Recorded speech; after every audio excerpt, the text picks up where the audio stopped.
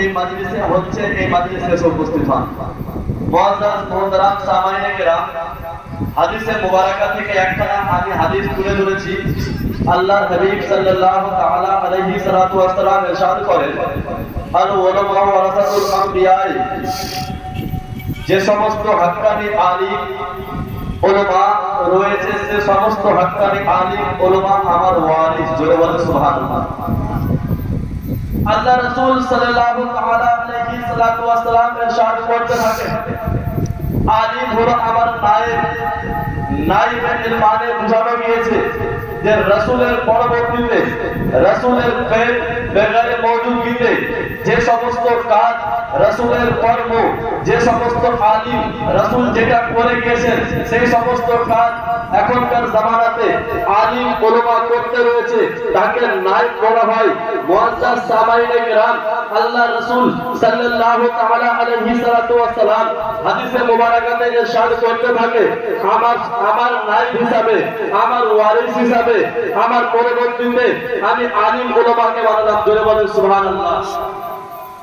আমরা খুশনসিব আজকের এই বড় একটা মাজলিসের মধ্যে স্টেজের উপরে বেসুমার অনেকগুলো আলিমে দ্বীন, তার মধ্যে মুফতিয়ানে কেরাম, হাফিজে কেরাম, হাফিজে কোরআন উপস্থিত রয়েছে। এটা কোনো বাইরে থেকে ভাড়া করে টাকা এই সমস্ত আলিম নেই। যতটা আলিম আপনার সামনে উপস্থিত রয়েছে, সমস্ত আলিম, সমস্ত মুফতি, সমস্ত হাফিজ আপনার গ্রামের উজ্জ্বলময় নক্ষত্র। জোরে বলেন সুবহানাল্লাহ।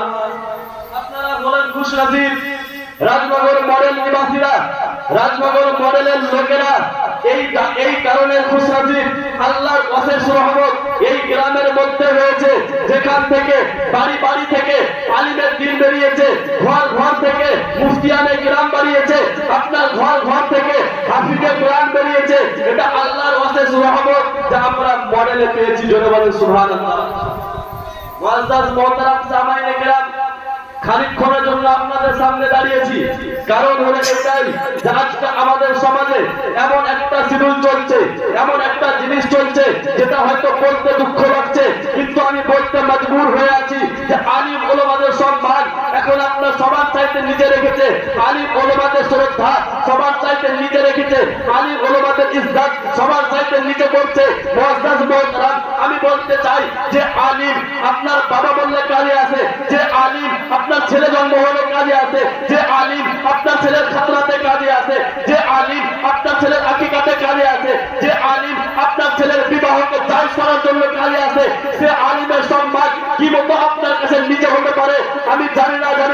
আল্লাহর রাসূল সাল্লাল্লাহু তাআলা আলাইহি সাল্লাতু ওয়াস সালাম ইরশাদ করতে থাকে, আলিমকে আমি এমন একটা মর্যাদা দিলাম যেই মর্যাদার হকদার কোন কলেজের প্রফেসর হতে পারে না, যেই মর্যাদার হকদার কোন স্কুলের আপনার টিচার হতে পারে না, যেই মর্যাদার হকদার কোন ইউনিভার্সিটির আপনার শিক্ষক হতে পারে না, যেই মর্যাদার হকদার কোন আপনার সায়েন্স স্টার হতে পারে না, যেই মর্যাদার হকদার কোন আপনার ইঞ্জিনিয়ার হতে পারে না, যেই মর্যাদার হকদার আপনার সরকারজীবী, সরকারের কর্মী হতে পারে না। আল্লাহর রাসূল সাল্লাল্লাহু তাআলা আলাইহি সাল্লাতু ওয়াস সালাম ইরশাদ করে, আলিম এমন একটা জাত, আলিম এমন একটা প্রজাত যারা হয়তো কম টাকাতে চলে, কিন্তু আমার অশেষ রহমতে, খোদার অশেষ রহমতে তারা সারা জিন্দেগিতে, সারা জামানাতে সুখে সংসারে পার করে। জোরে বলেন সুবহানাল্লাহ। মুআজ্জাজ মুহতারাম সামাইনে কেরাম, আমরা আলিমের ইজ্জত করি না। আমি আপনাদেরকে বলতে চাই যে আলিম আপনাদের জান, আপনাদের মসজিদের দুইখানা ইমাম রয়েছে, এটাও মডেলের জন্য খুশনসিবি যে দুইটা যোগ্য আলিম আপনারা মডেল রেখেছেন। জোরে বলেন সুবহানাল্লাহ। ঠিক কি না বাবা? ভুল বলছি কি? ঠিক আছে না? হ্যাঁ, কারণ হলো এটাই যে আলিমকে নিয়ে আপনি ফাকির করতে পারেন, যে আলিমকে নিয়ে আপনি বুক ফুলিয়ে বলতে পারেন আমাদের মসজিদে মুফতি সাহেব ইমাম রয়েছে, মুফতি সাহেব মুয়াজ্জিন রয়েছে, এটা আমাদের সবচাইতে গর্বের কথা। জোরে বলেন সুবহানাল্লাহ। মুআজ্জাজ সামাইনে কেরাম, আলিমে দ্বীন এমন একটা জাত, এমন একটা জিনিস যার সম্মান আমাদের মতো কোনো সাধারণ লোক নয়, স্কুলের টিচার নয়, কলেজের প্রফেসর নয়, আপনার ইঞ্জিনিয়ার নয়, ডক্টর নয়, পুলিশ নয়, এরা নয়। আলিমের ইজ্জত খুদ আল্লাহর হাবিব দয়ার নবী মুস্তাফা সাল্লাল্লাহু তাআলা আলাইহি ওয়াসাল্লাম বাড়িয়ে দিয়েছে। জোরে বলেন সুবহানাল্লাহ। আল্লাহ রাসূল সাল্লাল্লাহু তাআলা আলাইহি আলাইহি ওয়াসাল্লাম ইরশাদ করে, যে ব্যক্তি আলিমের সঙ্গে মুসাফা করলো গোয়াকে সে আমার সঙ্গে মুসাফা করলো। জোরে বলেন সুবহানাল্লাহ। খুশনসিব আমরা রাসূলের সঙ্গে মুসাফা করেছি কোনদিন? করেছেন কেউ? বলেন কেউ করেছেন? অবশ্যই করছেন।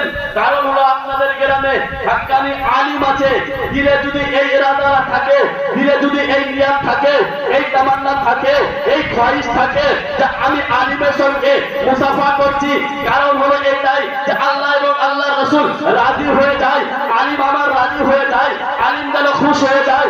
আল্লাহর হাবিব সাল্লাল্লাহু তাআলা আলাইহি ওয়াসাল্লাম ইরশাদ করে, তুমি এই নিয়ত নিয়ে যখন আলিমের সঙ্গে মুসাফা করলে, গোয়া সেটা আলিমের সঙ্গে মুসাফা নয়, সেটা আমি মুহাম্মদ রাসূলুল্লাহ আমার সঙ্গে মুসাফা। জোরে বলেন সুবহানাল্লাহ।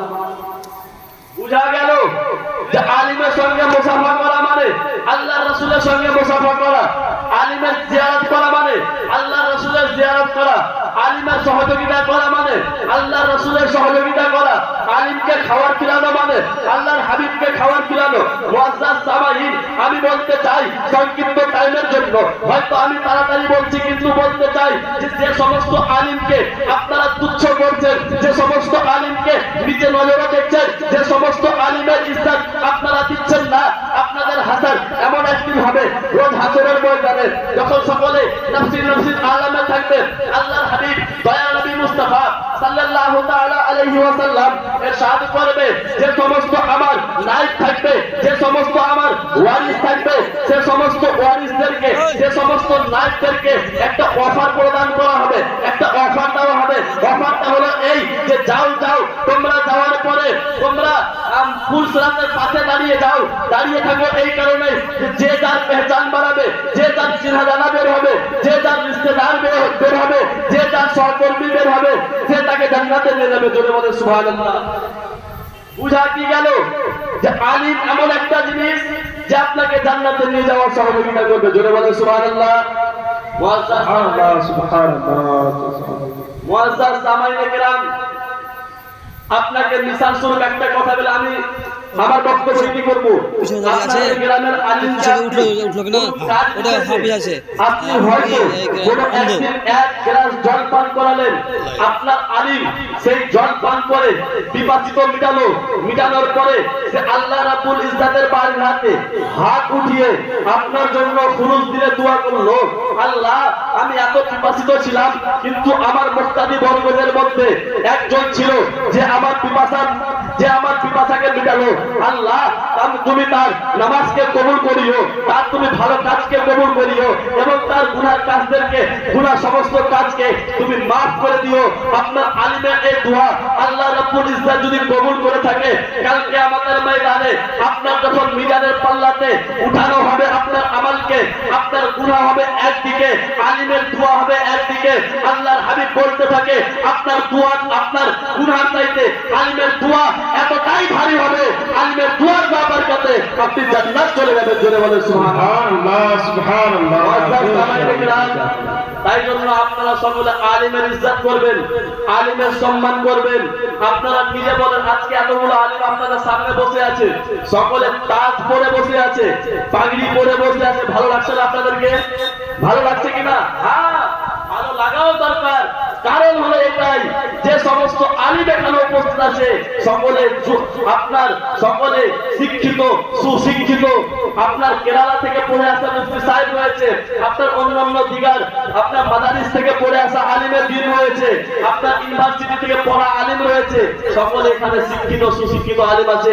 আপনাদের কাছে আমি হাত জোর করে রিকোয়েস্ট করি, আপনারা সকলে এ সমস্ত আলিমের এবং আপনার গ্রামের দুইজন আলিমের অবশ্যই অবশ্যই আপনারা বেশি বেশি করে আপনারা সকলে সম্মান করবেন, তাদেরকে মাথার তাজ বানিয়ে রাখবেন, তাদেরকে মাথার তাজ বানিয়ে রাখবেন, তাদের খিদমত করবেন। শুধু এরা বলে নাই, দুনিয়ার সমস্ত আলিম, সুন্নি সহিহুল আকীদার আলিম, সুন্নি বরেলভী আলিম, আলা হযরতের মাননেওয়ালা, আপনার তাজুশ শরিয়ার গোলাম, আল্লাহর রাসূলের গোলাম, সে সমস্ত আলিমের আপনারা অবশ্যই ইজ্জত করবেন এবং তাদের প্রতি খেয়াল রাখবেন। সকলে বলুন আমিন। আমি আমার বক্তব্য বললাম এখান থেকে ইতি, বলার মাধ্যমে ভুল ত্রুটি ক্ষমা প্রার্থী। আস্তাগফিরুল্লাহ রাব্বি মিন কুল্লি যামবি ওয়া আতুবু ইলাইহি, লা ইলাহা ইল্লাল্লাহু মুহাম্মাদুর রাসূলুল্লাহ সাল্লাল্লাহু তাআলা আলাইহি ওয়াসাল্লাম।